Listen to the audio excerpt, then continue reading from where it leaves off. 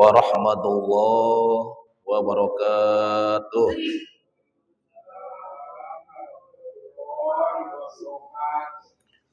Alhamdulillahi hamdan yuwafi ni'amahu wa yukafi'u mazidah. Asyhadu an la ilaha illallah wahdahu la syarikalah. Wa asyhadu anna sayyidana wa nabiyyana Muhammadan abduhu wa rasuluhu la nabiyya ba'dah. Allahumma shalli wa sallim ala sayyidina Muhammadin khairil bariyah wa ala alihi wa ashabihi zawin nufusil aliyah. Amma ba'du masyiral muslimin wa sumratal mu'minin rahimakumullah bil khusus segenap pengurus beserta jamaah Musholah Nuruddin yang semuanya sama-sama saya hormati, dan semoga kita semua senantiasa dimuliakan oleh Allah Subhanahu wa taala. Mulia di dunia, mulia di akhirat. Di dunia hidup bahagia, akhirat masuk surga. Amin ya rabbal alamin. Mari kita sama-sama memanjatkan puja-puji serta syukur kehadirat Allah Subhanahu wa taala yang telah memberikan berbagai macam anugerah serta nikmatnya kepada kita, di antaranya nikmat sehat walafiat dan juga panjang umur. Paling besar adalah nikmat iman dan Islam. Sehingga malam hari ini alhamdulillah kita semua bisa berkumpul, bermuajahah, bersilaturahim dalam rangka beribadah kepada Allah Subhanahu wa taala, baik itu ibadah salat maghrib berjamaah maupun ibadah thalabul ilmi. Dan semoga segala amal ibadah kita baik yang wajib maupun yang sunnah senantiasa diterima di sisi Allah Subhanahu wa taala.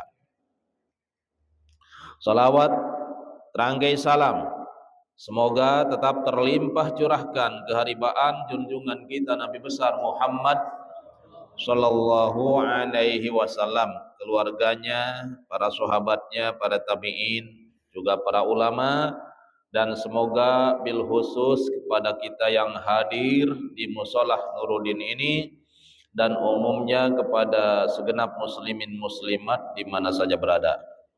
Tentunya harapan dan doa kita semoga di hari kiamat nanti kita semuanya mendapatkan syafaat, yakni pertolongan dari baginda Nabi Muhammad sallallahu alaihi wasallam. Hadirin rahimakumullah.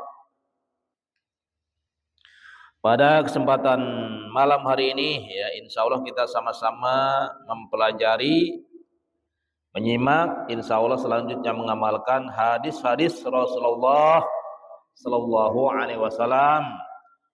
Kebetulan ini yang berkaitan dengan perusak amal. Jadi hal-hal yang merusak nilai-nilai ibadah kita. Itu sebenarnya sangat banyak ya. Jadi hal-hal yang merusak nilai-nilai ibadah kita, nah itu sangat banyak sekali. Di antaranya takabur. Ya. Jadi takabur itu yang pertama menolak kebenaran, juga menyepelekan orang lain, itulah takabur. Terus apa lagi? Ujub. Ya, ujub itu adalah merasa dirinya bisa segalanya. Ya, umpamanya dia mendapatkan ilmu, nah itu merasa hasil usaha sendiri. Mendapatkan harta, mendapatkan rezeki yang banyak, harta yang banyak, dunia, dia rasa ya dalam hatinya itu hasil karya sendiri, hasil usaha sendiri. Nah itu namanya ujub. Ya. Jadi tidak merasa bahwa itu semua karunia Allah. Nah itu namanya ujub. Ya, ini pun sama, akan merusak amal, menghancurkan nilai-nilai ibadah. Ya, jadi kita harus merasa dalam hati kita bahwasanya semua yang kita dapatkan, ya, baik itu ilmu, harta dan sebagainya termasuk jabatan, itu adalah karunia dari Allah Subhanahu wa taala. Ya, supaya kita tidak ujub. Apalagi riya, ya, termasuk gibah, zalim kepada orang lain. Nah, itu semuanya akan menghancurkan nilai ibadah kita. Menghancurkan pahala kita, nanti pahalanya 0, gitu kan? Kalau kita suka, nah tadi riya, ujub, takabur, ya, termasuk zalim. Nah, naudzubillah summa naudzubillah. Dan kebetulan sekarang ini adalah yaitu hasud dan mengungkit-ungkit. Nah, itu juga sama ya. Jadi hasud pun sama, akan merusak nilai-nilai ibadah kita. Termasuk ngungkit-ngungkit. Ngungkit-ngungkit itu apa? Kita umpamanya kemarin atau tahun kemarin berbuat baik kepada orang lain. Lalu kita ungkit-ungkit. Wah, lu kemarin juga ditolong sama gua, sekarang lu kok begitu sih sama gua? Nah, itu namanya ngungkit-ngungkit. Ya, ngungkit-ngungkit perbuatan baik ini pun sama, ya. Jadi akan menghancurkan, menghapus nilai-nilai ibadah kita. Nah, ini hadis yang pertama yang menjelaskan tentang hasud. Wa akhraja Ibnu Majah an Rasulillah SAW. Hadis riwayat Ibnu Majah. Bahwa Rasulullah SAW bersabda, al-hasadu yakulul hasanati kama takulun narul hatoba. Yang artinya hasud, nah itu akan memakan amal-amal baik. Ya, jadi amal baik dimakan habis oleh hasud. Sebagaimana api memakan kayu bakar. Tuh. Jadi kayu bakar pun kan kalau dimakan api, nah itu habis. Begitu pula pahala ibadah kita, nilai-nilai ibadah kita, amal baik kita akan habis dimakan oleh apa? Oleh hasud. Ya, berarti kalau kita hasud nih, amal kita habis pahalanya. Nah, lalu hasud itu bagaimana? Hasud itu adalah tidak senang melihat orang lain mendapat nikmat. Ya, dengan kata lain, senang melihat orang susah, susah melihat orang senang. Nah, itu tanda hasud. Ya, lihat tetangganya beli mobil, wah hatinya nggak seneng, kan? Tangannya dapat nikmat, hatinya nggak seneng dapat kebaikan, hatinya nggak seneng. Nah, itu hasud. Lalu hasud yang bagaimana yang akan merusak amal? Jadi hasud yang akan merusak amal, menghancurkan nilai-nilai ibadah adalah hasud yang dibuktikan dengan ucapan maupun dengan perbuatan. Nah, itulah hasud yang merusak nilai-nilai ibadah. Umpamanya dalam hatinya tidak senang tetangganya dapat nikmat, lalu dikatakan, "Wow, si anu mah begini." Nah, itu berarti udah, ya. Kalau sudah dibuktikan dengan ucapan, nah ini yang akan merusak amal atau yang mengandung dosa. Nah, terus umpamanya dibuktikan dengan perbuatan, bagaimana caranya? Tetangganya supaya nikmatnya hilang. Supaya yang dagangnya maju, umpamanya ada tetangga yang dagangnya maju. Nah, bagaimana caranya supaya dagangnya sepi nih? Ya, biasa kayak di sinetron itu kan. Itu banyak tuh di sinetron contoh-contohnya tuh kan. Ada pedagang maju, wah tetangganya iri, lalu dikerjain gitu kan. Bagaimana caranya supaya usahanya bangkrut? Ini namanya hasud yang dibuktikan dengan perbuatan, ya, mengandung dosa dan juga akan menghancurkan nilai-nilai amal ibadah. Lalu bagaimana kalau tidak dibuktikan? Nah, itu insya Allah, ya, kalau cuma di dalam hati doang, umpamanya kan, hati kita enggak seneng, nah itu harus buru-buru istighfar, ya. Insya Allah ini enggak akan mengandung dosa. dan juga tidak akan menghancurkan amal. Kenapa? Ya karena hanya di dalam hati.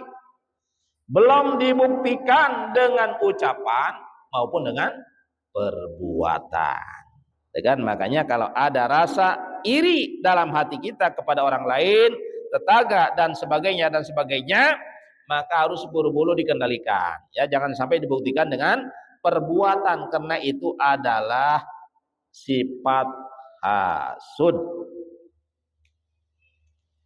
Bahkan bukan hanya amal yang rusak, iman pun akan rusak. Ya, sebagaimana dalam hadis riwayat Imam Ad-Dailami, Rasul bersabda, al-hasadu yufsidul imana kama yufsidus sobarul asla. Jadi artinya hasud akan merusak iman, sebagaimana jadam merusak madu, ya, atau martawali. Jadam lah yang di Jakarta itu, mungkin martawali nggak tahu ya, taunya jadam.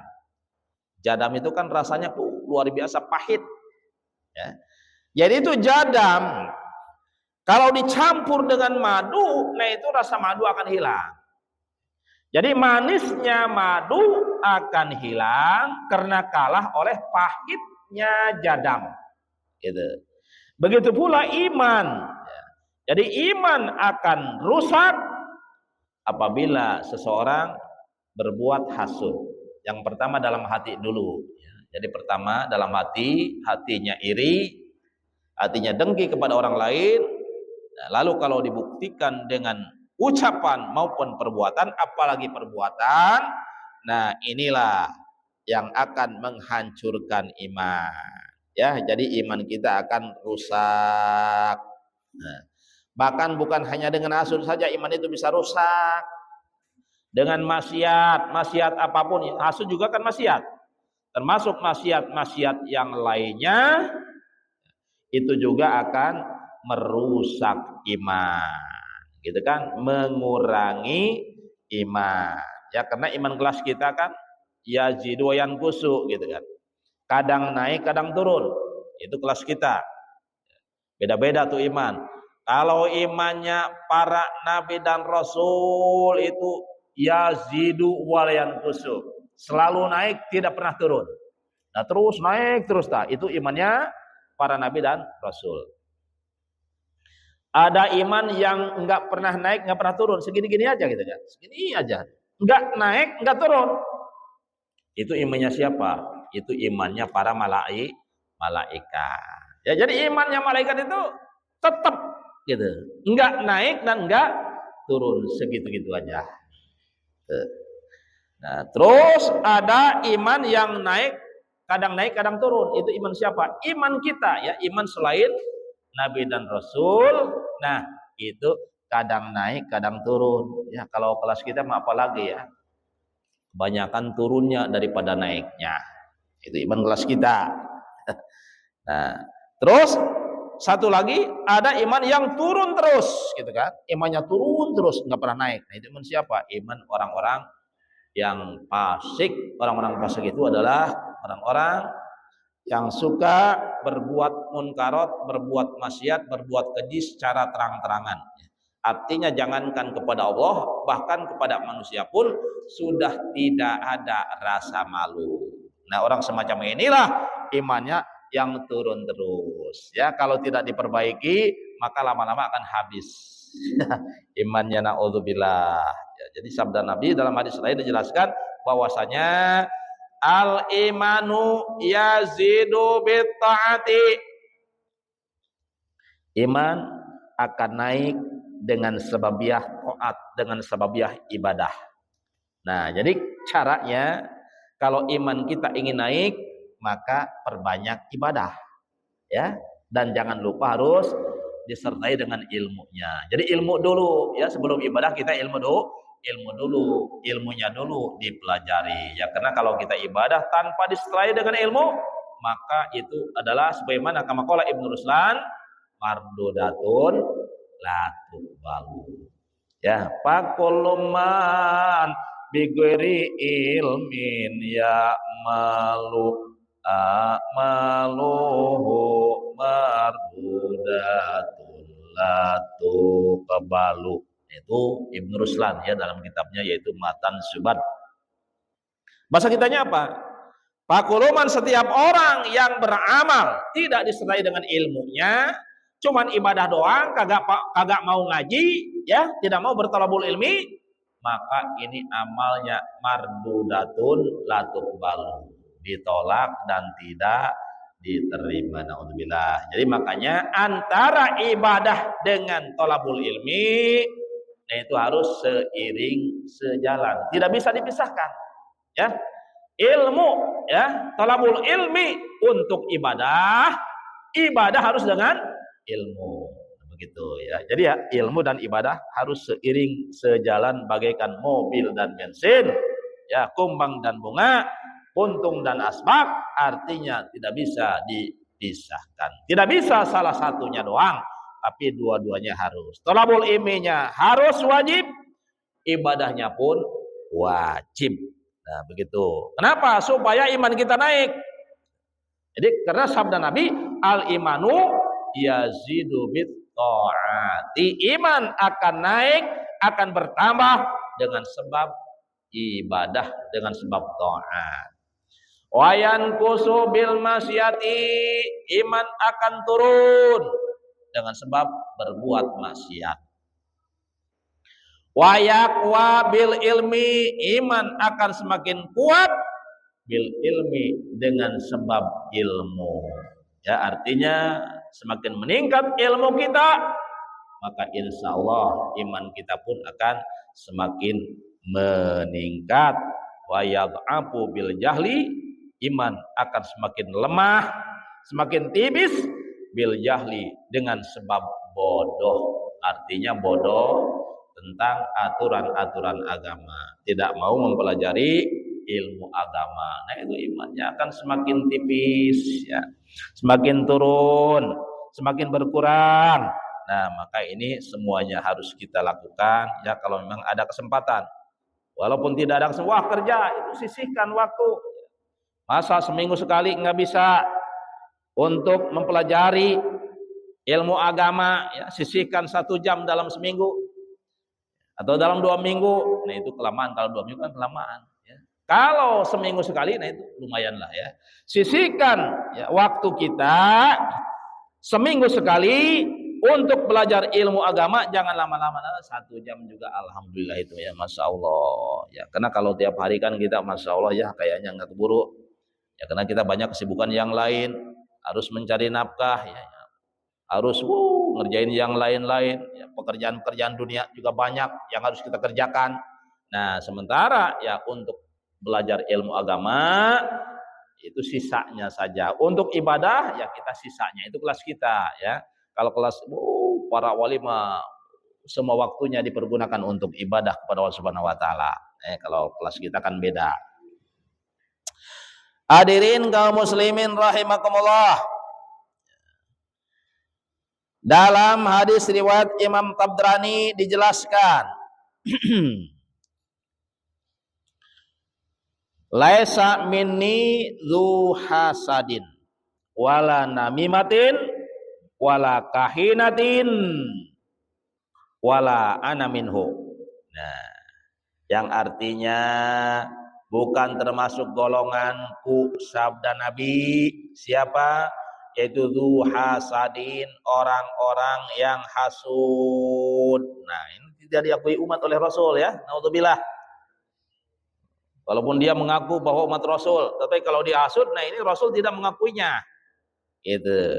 Tapi mudah-mudahan kita, ya, kita mengaku sebagai umat Nabi, ya, umat Kangjeng Nabi Muhammad sallallahu alaihi wasallam, dan mudah-mudahan kita diakui sebagai umatnya. Amin ya rabbal alamin. Caranya bagaimana? Yaitu jangan sampai hasud, gitu kan. Artinya kalau ada rasa hasud, iri, dengki dalam hati, maka harus buru-buru dikendalikan, ya, jangan sampai dibuktikan baik dengan ucapan apalagi dengan perbuatan. Wala namimatin, dan juga tidak termasuk umatku, tidak termasuk golonganku siapa? orang-orang namimah, suka mengadu domba. Ya, provokator, sama provokator pun nah itu tidak diakui umat oleh baginda Rasulullah sallallahu alaihi wasallam. Wala kahanatin. Nah, ini kahanatin bahasa kitanya peramal, para peramal tuh kan. Peramal kan, wah tahun depan akan begini-begini seperti kayak dulu tuh. Tahun 2012 akan kiamat. Nah, ini peramal namanya ya. Jadi peramal sama nih, tidak diakui umat oleh baginda Rasulullah sallallahu alaihi wasallam ya. Jadi dia seolah-olah dia mengetahui hal-hal yang gaib gitu kan. Karena masa yang akan datang itu gaib namanya.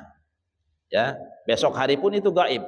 Jangan besok hari nih, sekarang jam umpamanya jam 7, jam 8 itu gaib. Ya, artinya gaib, kita nggak tahu yang terjadi pada jam 8 nanti apa yang akan terjadi. Nggak tahu, nggak ada yang tahu kecuali hanya Allah Subhanahu wa ta'ala. Kalau ada orang yang mengaku mengetahui ya masa yang akan datang, nah itu memang ada yang paranormal, ada yang memang itu karomah, wali. Nah, kalau wali mah itu nggak masalah ya. Itu ada dua ya. Itu. Ya seperti Rasulullah, nah itu mah mujizat berarti. Rasulullah kan sudah mengatakan bahwa di akhir zaman akan terjadi seperti ini kan. Nah, itu banyak hadis-hadis yang menjelaskan seperti itu kan. Termasuk tanda-tanda kiamat. Nah, itu sudah dijelaskan dalam hadis. Nah, itu mah bukan prediksi namanya, bukan ya, tapi itu adalah wahyu dari Allah Subhanahu wa taala. Jadi yang disabdakan oleh Rasul jangan dikatakan prediksi atau dan sebagainya, tapi itu katakanlah bahwa itu adalah hadis, bahwa itu adalah wahyu dari Allah Subhanahu wa taala. Karena wa mayantiqu anil hawa in huwa illa wahyu yuha, yaitu qala ta'ala, firman Allah taala, Muhammad ya tidak berkata dengan hawa nafsunya ya, tapi itu melainkan adalah wahyu yang diwahyukan kepadanya oleh Allah Subhanahu wa taala. Jadi artinya kesimpulannya semua yang disabdakan oleh Rasul itu adalah wahyu dari Allah. Ya, berarti wahyu ayat 2 ya. Jadi yang pertama Al-Qur'an, yang kedua adalah Al-Hadis. Nah, itu sama wahyu ya. Wala ana dan aku tidak termasuk golongannya. Nah, itu sabda Rasul ya. Dalam hadis ini ada 3 nih yang tidak diakui oleh umat. Yang pertama orang-orang yang hasud, yang kedua provokator, ya, tukang adu domba, yang ketiga paranormal. Nah, bahkan dalam hadis riwayat Imam Al-Hakim dijelaskan nih, inna iblisa yaqulu ibgu min bani adam al bagya wal hasada fa innahuma ya'dilani indallahi asyirka. Bahasa kitanya, wahai pasukanku, nih kata iblis ya. Jadi sesungguhnya iblis berkata, wahai pasukanku, carilah Bani Adam. Bani Adam itu manusia ya, kita termasuk Bani Adam. Carilah Bani Adam ya supaya mereka berbuat zalim dan juga berbuat hasud. Karena sesungguhnya zalim dan hasud itu dosanya sebanding dengan syirik. Naudzubillah ya. Sedangkan dosa yang paling besar adalah syirik, menyekutukan Allah. Nah, itu dosa yang besar. Ya, di atas zina, di atas membunuh, itu dosanya. Yaitu dosa syirik. Ya, sama dengan dosa kafir itu syirik itu dosanya. Nah, ini zalim dan hasud, dua dosa ini itu sebanding dengan syirik. Luar biasa. Itu keduanya berarti yang pertama zalim itu zalim kepada orang lain umpamanya kan. Ya, memukul orang, membunuh orang, mencaci maki orang, mencemarkan nama baik orang. Nah, itu zalim sama.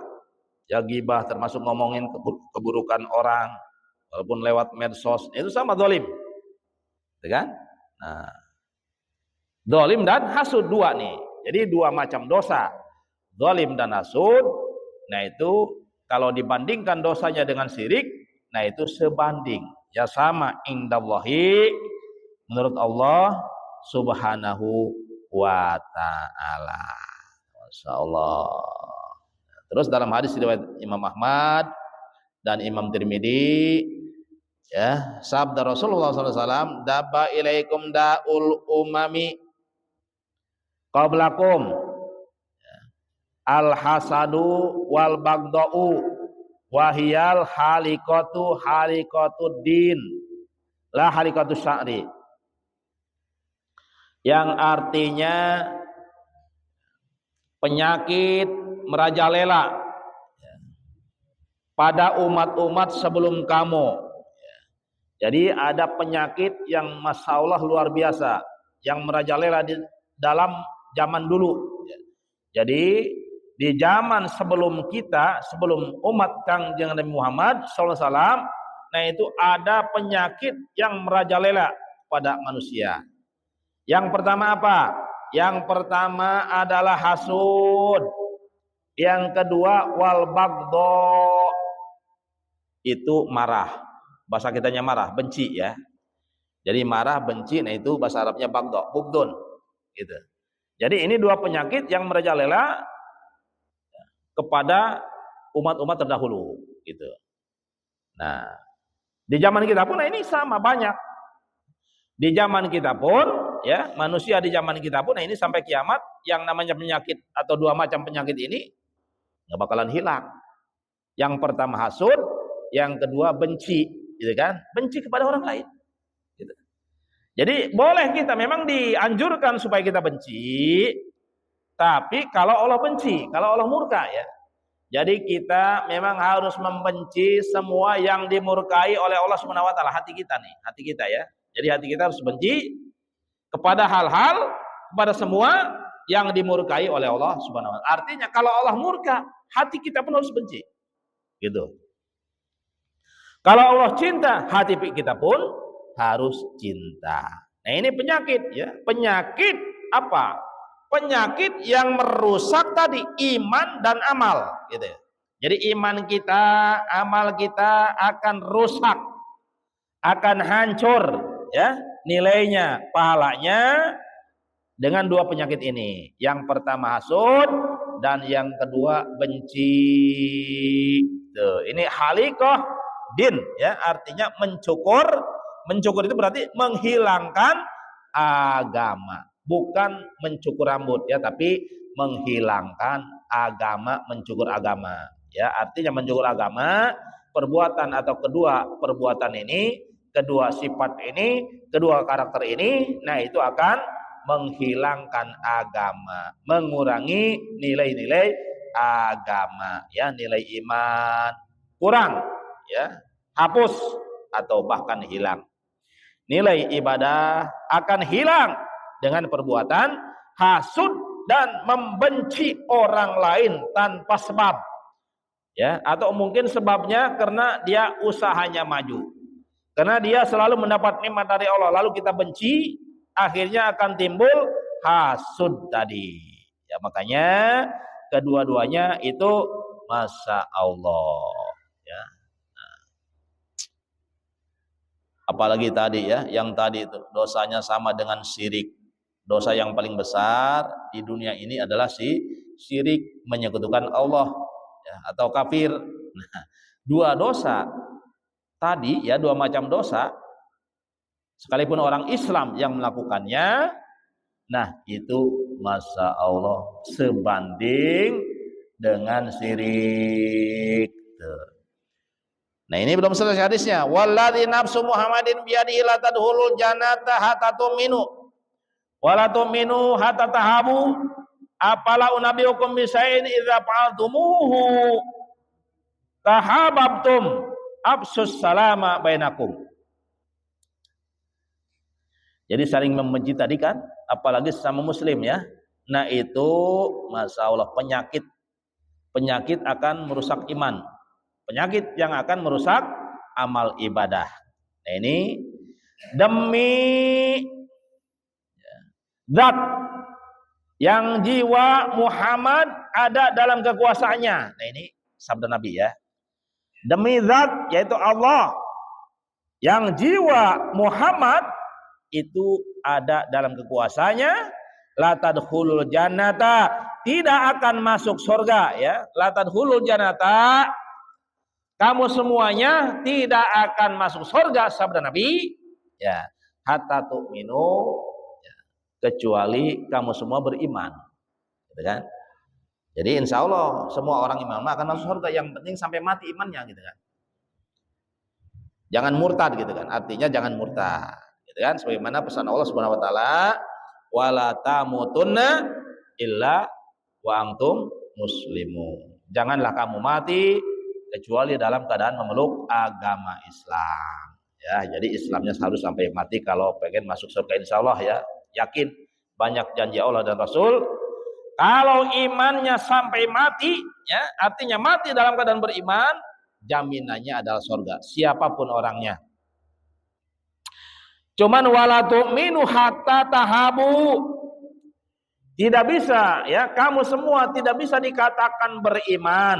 Tidak bisa disebut orang yang beriman hatta tahabu, kecuali kamu saling mencintai ya di antara kamu semua. Saling mencintai di antara sesama manusia. Tuh, nah ini ancaman ya, saking beratnya ini ancaman. Nah, terus sabda Rasul selanjutnya, afala unabiukum bisai'in idza fa'altumuhu tahabbtum afsus salam bainakum. Apakah tidak ingin kuberitahukan kepadamu dengan sesuatu yang apabila kamu mengerjakannya maka kamu akan saling mencintai. Itu apa? Afsus salama, tebarkan salam di antara kamu.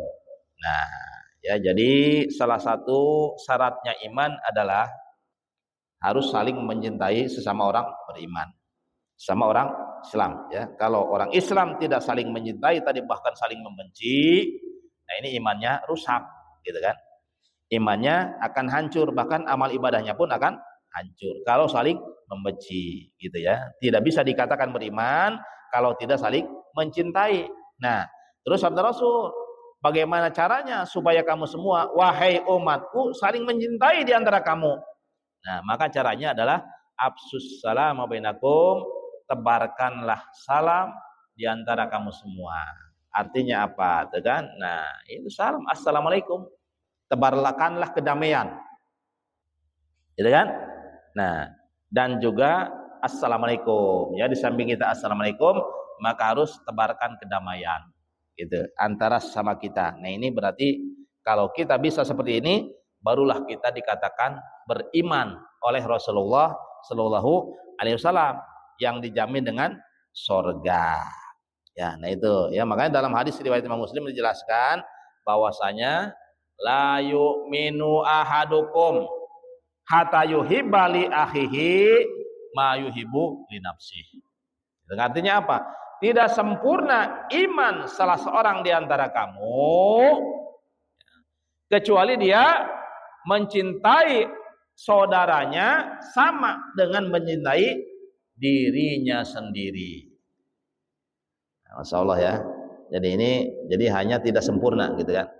Jadi kalau iman kita ingin sempurna, maka cintailah saudara kita, baik saudara senasab maupun saudara seagama. Nah itu ya yang dianjurkan oleh Rasulullah Shallallahu Alaihi Wasallam. Ya, karena kullu muslimin ikhwatun faslihu baina akhwaikum. Ini Al-Quran ya. Setiap orang beriman adalah saudara, maka damaikanlah di antara sesama saudara. Jadi harus berdamai gitu kan. Jangan sampai saling menzalimi, jangan sampai saling membenci, saling dengki, saling hasud, saling caci maki. Nah, ini nggak boleh. Nah, ini berarti nggak sempurna imannya. Tadi dikatakan ya oleh Rasul, gitu kan? Tidak sempurna iman kita nanti kalau kita saling caci maki, saling membenci. Nah, berarti kata orang kulon mah ya, kata KDM welas asih, harus saling welas asih. Saling mencintai dan saling menyayangi. Nah, ini repot, ini memang berat ini ya, berat. Ya. Apalagi pernah ada masalah nih, berat sekali nih. saling memaafkan ya kita nih antara kita, walaupun sesama Islam. Jangankan sesama Islam, sesama saudara sekandung nih kan. Ini biasanya walaupun dia orang Islam, ada masalah dengan saudara sekandung, ya umpamanya masalah apa aja, masalah warisan atau apa, tuh kan? Ini biasanya lama, ini saling membencinya sangat lama sekali, ya, bisa tahunan, bahkan ada yang seumur hidup, gitu. Ini jeleknya nih orang Islam, ya, Masya Allah. Ada yang sampai seumur hidup, nah itu saling membenci atau membenci saudaranya, ya karena ada masalah tadi. Nah, ini nggak bagus, ya, nggak baik, gitu. Memang sulit nih ya, sulit. Jadi untuk menjaga kerukunan, nah ini sulit. Memang diperintahkan oleh agama, seharusnya kita memang harus saling menjaga kerukunan, gitu kan? Harus rukun di antara kita, baik dengan tetangga, dengan sama Muslim, ya. Tetangga kita, walaupun umpamanya non Muslim itu sama, ya. Kalau memang tetangga, nah itu ada haknya, gitu kan? Yang penting jangan mengganggu kita. Nah kita tidak boleh mengganggu mereka, ya, sekalipun beda agama, gitu kan. Kalau mereka baik, ya kita harus baik kepada mereka, gitu. Nah ini apalagi dengan sesama Muslim, apalagi dengan saudara sekandung, gitu kan. Nah ini memang ada terjadi, gitu kan. Ada yang terjadi gara-gara memang ada masalah, ada percekcokan, gitu. Nah ini Masya Allah sampai mati nih, ya, nggak pernah saling memaafkan. Jangankan sampai mati, jangankan sampai tahunan, gitu kan? Nah itu la yahilu, tidak halal, haram, artinya ya la yahilu, sabda Nabi tidak halal. Ya. Jadi li muslimin, bagi orang Islam, ayah juro akhahu fauqa salasi layalin, saling membenci dengan saudaranya sampai lebih 3 hari, ini sudah haram, gitu. Apalagi sampai bulanan, tahunan, Masya Allah, apalagi sampai seumur hidup, itu haramnya, waduh, lebih banyak lagi, ya, lebih haram lagi. Di atas 3 hari saja sudah haram. Ya berarti kesimpulannya bagaimana? Ya, jadi kesimpulannya, kalau kita marah dengan saudara kita, nah itu karakter manusia, memang manusiawi, ya. Jadi diberikan rasa marah oleh Allah, rasa benci itu memang karakter manusia, itu pemberian Allah, ya. Allah ciptakan. Itu Allah berikan, Allah taruh, ya, Allah letakkan pada diri manusia, ya, termasuk marah, benci, hasud dan sebagainya. Ya, cuman ketika kita marah, ketika kita saling membenci, nah itu jangan sampai 4 hari. Kalau 3 hari itu masih dimaafkan, ya, artinya kalau kita benci, wah dapat 3 hari udah saling memaafkan. Nah itu insya Allah, ya, tidak mengandung dosa. Kalau cuman 3 hari, gitu kan? Kalau umpamanya lebih dari 3 hari, nah ini sabda Rasul, Masya Allah, tidak halal. Artinya tidak halal, nah berarti haram. Nah, hadirin kaum muslimin rahimakumullah, itulah kajian kita malam hari ini, ya, yaitu hal-hal yang akan menghancurkan iman, yang akan merusak iman, yang akan merusak nilai-nilai amal ibadah kita, ya. Oleh karenanya kesimpulannya kita kendalikan, ya. Kalau ada rasa ria, pengen dipuji oleh selain Allah, buru-buru kendalikan. Kalau ada rasa iri dengki kepada tetangga, kepada orang lain, harus buru-buru dikendalikan. Kalau ada keinginan untuk ngomongin kejelekan orang lain, harus buru-buru dikendalikan. Ada rasa takabur, buru-buru kendalikan. Ada rasa ujub, harus buru-buru dikendalikan. Ya, insya Allah, ya, mudah-mudahan kita semuanya termasuk orang yang selamat. Selamat di dunia dan juga selamat di akhirat. Amin ya robbal alamin. Ya, selanjutnya barangkali ada yang perlu ditanyakan, silakan ditanyakan.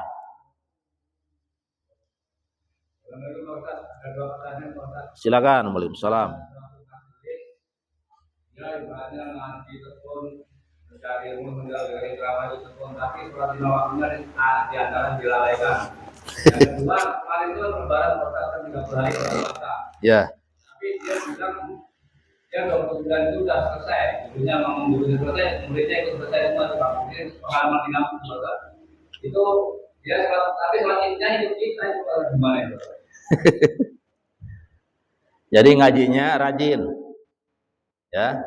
Selama rajin, tapi 5 waktunya kadang-kadang nggak rutin. Ada yang ditinggalkan 5 waktunya. Itu nggak bagus ya. Ya, jadi ya karena kita ngaji itu kan untuk ibadah, untuk diantaranya sholat ya. Terutama sekali sholat yang wajib itu jangan sampai ditinggalkan, gitu. Karena itu dosa besar ya. Jadi meninggalkan sholat 5 waktu walaupun hanya 1 waktu itu hukumnya dosa besar. Ya, makanya ya usahakanlah paling ya 5 menit nggak nyampe kita lah ya. 5 menit itu kayaknya nggak nyampe ya, taruhlah keseluruhan itu 5 menit ya. Sholat duhur 5 menit, asar 5 menit ya. Nah, itu nggak ada apa namanya, nggak ada toleransi kalau kita meninggalkan sholat ya. Kecuali hanya 2 itu kan. Artinya tidak ada maaf dari Allah ketika kita meninggalkan sholat 5 waktu. Kecuali 2 macam yang dimaafkan oleh Allah. Yang pertama ketiduran. Umumnya kalau sholat zuhur kita jam 10 tidur, bangun-bangun jam 4, itu kan nggak sholat zuhur kita, nah berarti itu dimaafkan. Nah tapi harus diqodho, gitu kan? Walaupun dimaafkan itu tetap harus wajib diqodho. Yang kedua lupa.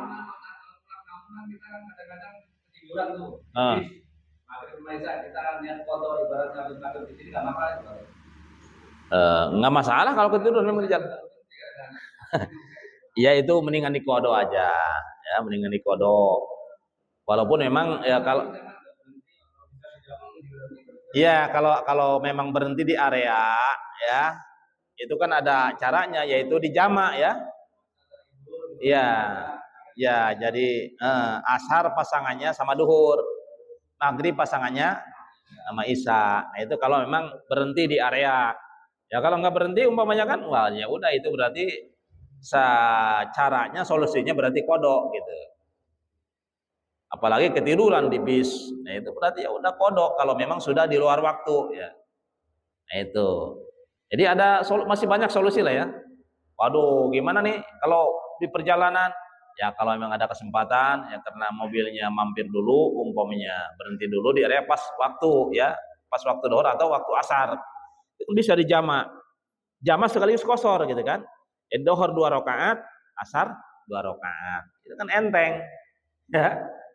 Nah, waduh, ini berhentinya atau mampirnya di areanya itu nggak pas waktu sholat. Nah, berarti solusinya kodok gitu. Banyak solusi lah. Ya, jadi usahakan sholat 5 waktu itu ya, jangan sampai ditinggalkan lah.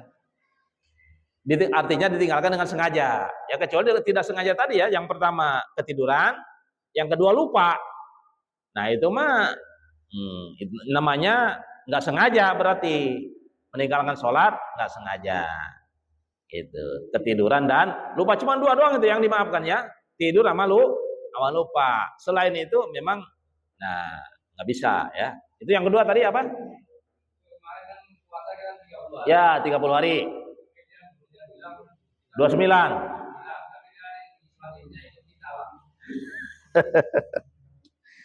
Nah itu juga ngaco juga ya. Kalau memang dia kata gurunya, umpamanya gurunya ya ahli hisab ya, ahli hisab ya nggak masalah memang.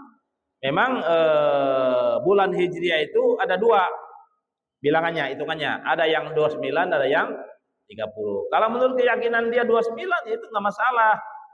Nah, tapi sholat idnya gimana tuh tanggal 2 umpamanya. Itu mah kodok berarti namanya. Ya. Jadi kalau dia sholat idnya umpamanya sudah tanggal 2, karena menurut dia tanggal 1-nya itu kan kemarin umpamanya ini kan, karena puasanya 29. Jadi berarti itu kodok sholat idnya. Nah itu menurut fikih nggak masalah, cuman dia niatnya harus kodok. Ya, sholli sunatal idil fitri kata ini, misal tidak melatih kodok makmuman, sebenarnya itu nggak masalah. Jadi orang kodok ngamung kepada orang yang ada itu boleh. Gitu. Makmumnya kodok umpamanya kan, yang imamnya ada, itu boleh gitu. Kalau tahu ilmunya nggak masalah, dia niatnya harus kodok itu. Tapi kalau nggak tahu ilmunya mah ngaco juga. Iya, ngaco dia berarti ya. Nah itu yang 28 nggak ada ya. Jadi bulan Hijriah yang 28 nggak ada. Nah kalau ada orang yang umpamanya, oh saya mah 28 puasanya, nah itu dolalah itu sesat ya, itu sesat. Kalau 29 memang itu masih mending ya, karena itu tadi ya, ada bulan Hijriah itu ada yang 29, ada yang 30, 28 dan 31, nah itu tidak ada. Hanya ada 29 dan 30. Ya, sama-sama. Masih ada atau udah cukup?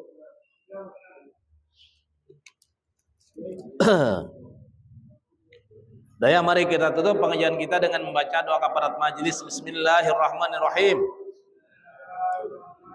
Subhanakallahumma wa bihamdika asyhadu an la ilaha illa anta astaghfiruka wa atubu ilaik. Usikum wa nafsi bitaqwallah. Wassalamu alaikum warahmatullahi wabarakatuh.